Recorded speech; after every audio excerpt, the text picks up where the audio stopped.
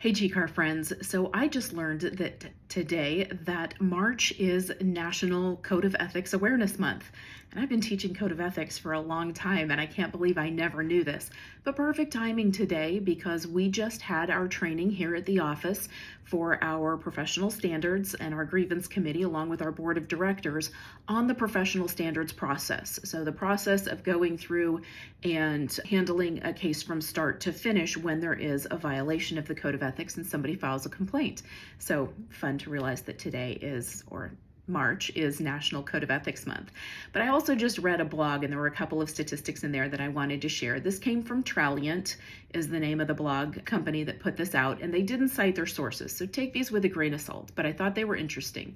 The first one was 22% of people say that they have been in a situation where they later realized that they may have been in violation. Now, this isn't specifically on the Realtor Code of Ethics, but it's on Code of Ethics as a whole. So 22% realized that they may have been in violation.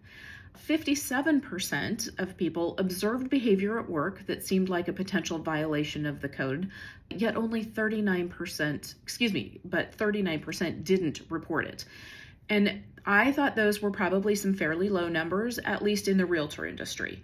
57% of individuals saying that they have observed a violation.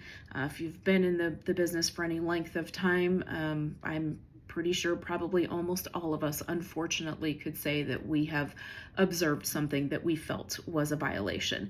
The other piece of that, 39% didn't report it. I would venture a guess that that's a lot higher in our industry as well, partially because we are a self-policing industry. So people don't want to turn somebody in because they know that they're going to have a transaction with them down the line or something else of that nature. That is unfortunate though, because that's a big part of why ethics violations continue to occur. If we reported more of them and held them to the standard that they are, we would probably start to see a reduction in some of those occurring. So I thought that that was an interesting one, and I would encourage you to give that some consideration and think about the next situation and whether or not you do want to go ahead and take the time to file an ethics complaint, because the system only works when we work the system. And then the last one was 37% say they weren't sure how to respond when they are faced with an ethical situation. And so the other piece of that goes on to talk about the training and the importance of training.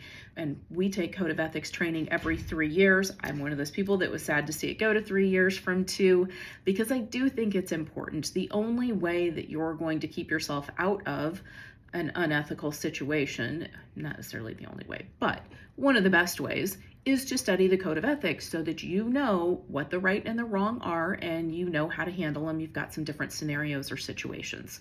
So I'm going to touch on the different articles and give a couple of examples throughout, so stay tuned for some additional videos. But in the meantime, I would encourage you to promote that it is National Ethics Awareness Month. Have a good one.